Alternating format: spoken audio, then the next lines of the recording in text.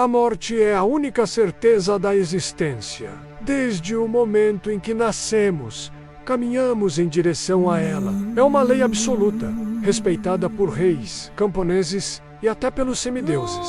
Mas houve um homem que olhou para essa lei universal e decidiu que ela não se aplicava a ele. Um homem cuja inteligência era tão afiada que se tornou perigosa, cuja lábia poderia convencer um rio a correr para trás. Seu nome era Sísifo, o rei fundador de Éfira, a cidade que mais tarde conheceríamos como Corinto. Sísifo não era um guerreiro de espada em punho, ele era um estrategista.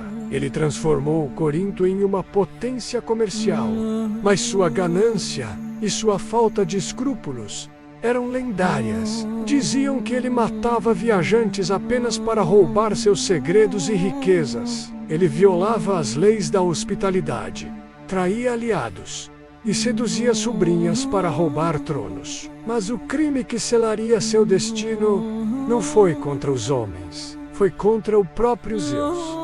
Tudo começou com uma troca de favores. A cidade de Corinto sofria com a falta de água doce. Um dia, Sísifo, olhando de suas muralhas, viu uma águia gigante carregando uma bela ninfa em suas garras, voando em direção a uma ilha distante. Sísifo, com seus olhos de lince, reconheceu a águia imediatamente. Era Zeus, e mais uma de suas escapadas amorosas. A ninfa era Egina, filha de Asopo, o deus rio. Pouco tempo depois, o deus rio Assopo apareceu em Corinto furioso, inundando as margens, procurando desesperadamente por sua filha desaparecida. Sísifo viu a oportunidade. Ele interceptou o deus e propôs um negócio. Eu sei quem levou sua filha e sei para onde ele foi. Eu lhe darei a informação, mas em troca, eu quero uma nascente de água eterna para minha cidadela. Assopo, desesperado, aceitou. Ele bateu no chão e fez brotar a fonte de Peirene que o nunca secava. Sísifo então entregou Zeus. A fúria de Zeus, ao saber que havia sido delatado por um mortal, foi vulcânica. O rei dos deuses não aceitava espiões. Ele decidiu que Sísifo não merecia apenas morrer. Ele merecia ser apagado da existência imediatamente. Zeus não enviou um monstro, nem um raio. Ele enviou o fim de todas as coisas. Ele enviou Thanatos, a personificação da morte. Thanatos não é o Hades. Hades é o rei do lugar para onde os mortos vão. Thanatos é o agente que os leva até lá. Ele é uma figura sombria, alada, fria e implacável, que carrega uma espada para cortar a mecha de cabelo dos moribundos e roubar-lhes a alma. Quando Thanatos chegou ao palácio de Sísifo, o Ahar Congalu, as tochas vacilaram. Sísifo sabia quem era o visitante. A maioria dos homens teria caído de joelhos e chorado. Sísifo sorriu e convidou a morte para entrar. O que aconteceu a seguir é um testemunho da arrogância genial de Sísifo. Ele começou a elogiar a beleza terrível de Thanatos. Elogiou suas asas negras, sua espada e, especialmente, as correntes inquebráveis que o deus carregava para prender a alma de Sísifo. Essas correntes são magníficas, disse o rei. Uma obra do arte. Como elas funcionam? Como podem segurar algo tão imaterial quanto uma alma? Eu, humildemente, gostaria de ver como se prendem. Thanatos, que nunca havia encontrado alguém que não o temesse, ficou confuso e por um momento baixou a guarda. Ele demonstrou como as algemas funcionavam, colocando-as em seus próprios pulsos para exemplificar. Foi o erro fatal. Em uma fração de segundo, Sísifo trancou as algemas. O mortal havia aprisionado a morte. Sísifo jogou Thanatos em um calabouço profundo sob seu palácio e trancou a porta. E então, o mundo mergulhou no caos.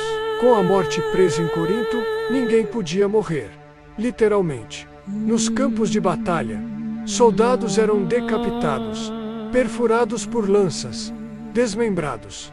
Mas não morriam, eles continuavam lutando. corpos mutilados arrastando-se pela lama, sentindo dor, mas incapazes de exalar um último suspiro. Os doentes terminais em suas camas gritavam por alívio, mas o alívio não vinha.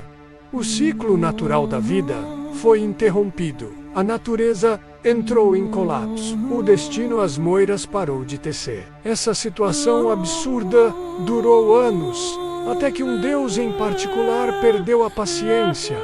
Ares, o deus da guerra. Para Ares, a guerra sem morte é inútil. É apenas um esporte sem pontuação. Sem o medo da morte, na honra glória, não há sacrifício, não há vitória. Furioso com a estagnação de suas batalhas, Ares desceu pessoalmente a Corinto. Ele não usou astúcia, usou força bruta. Ares arrombou as portas do palácio, destroçou o calabouço e libertou Thanatos. A morte, humilhada e faminta, estava livre. E sua primeira vítima, claro, foi Sísifo. Thanatos ceifou a alma do rei imediatamente e o arrastou para o submundo, garantindo que dessa vez não haveria conversa. Mas Sísifo, o mais astuto dos homens, tinha um plano B. Antes de ser levado, ele havia dado instruções precisas e secretas à sua esposa, Merope. Ele disse a ela: quando eu morrer, não enterre meu corpo. Não coloque a moeda sob minha língua. Não faça os ritos fúnebres. Jogue meu corpo na praça pública como se fosse lixo. Merope, obediente e talvez com medo do marido até na morte, fez exatamente isso. Sísifo chegou às margens do rio Estige, no submundo, mas ele não podia pagar o barqueiro Caronte, pois não tinha moeda. Ele era uma alma desonrada, sem enterro. Quando chegou diante do trono de Hades e Perséfone, Sísifo encenou o maior teatro de sua vida. Ele caiu de joelhos e começou a chorar de indignação. Oh, rei das sombras! Oh, rainha terrível! Vejam como fui tratado. Minha esposa, aquela mulher perversa, não respeitou os deuses. Ela jogou meu corpo aos cães. Eu não fui enterrado. Como posso descansar aqui se meu corpo está sendo profanado lá em cima? Isso é um insulto a vocês, deuses do baixo mundo.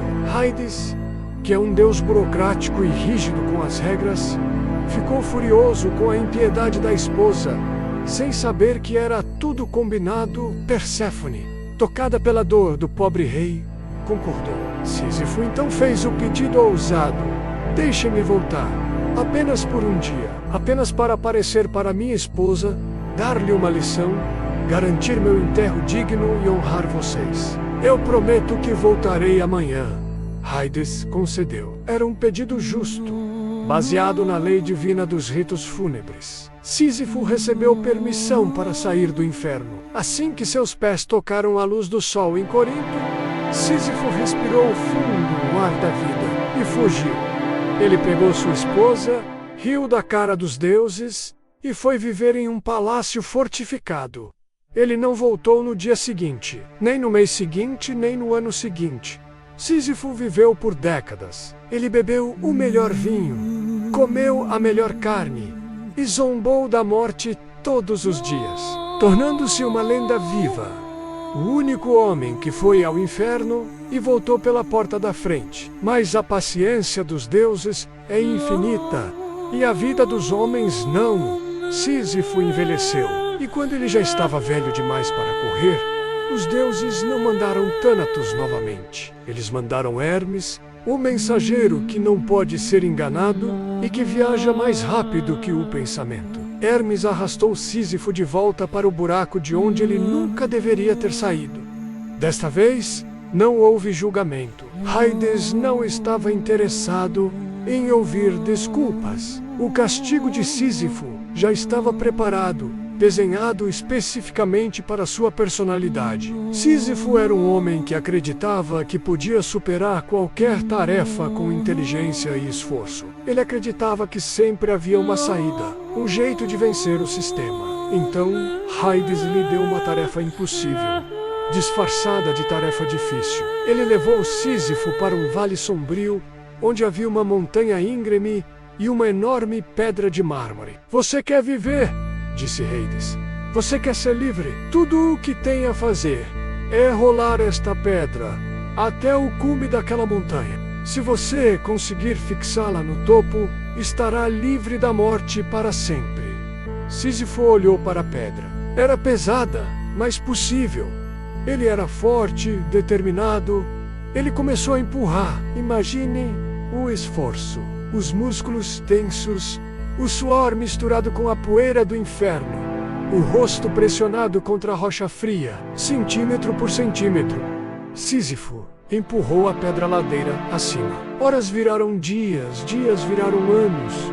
O topo estava cada vez mais perto. A esperança de Sísifo crescia. Ele ia conseguir. Ele ia vencer os deuses mais uma vez. Faltava apenas um passo. A pedra estava na borda do cume. Ele fez o esforço final. O empurrão supremo para equilibrá-la no topo. E então, a maldição se ativou. Por uma força invisível, ou pelo simples peso da gravidade divina, a pedra escorregou. Sísifo tentou segurá-la, mas era inútil. A pedra rolou, e rolou, e rolou todo o caminho de volta para o vale, levantando uma nuvem de poeira, parando exatamente no ponto de partida. Sísifo desceu a montanha, caminhando em direção à pedra. E naquele momento de caminhada, ele tem a consciência de seu tormento. Ele sabe que é inútil, mas ele tem que recomeçar. Ele coloca o ombro na pedra novamente. Ele empurra e a pedra rola de volta para sempre.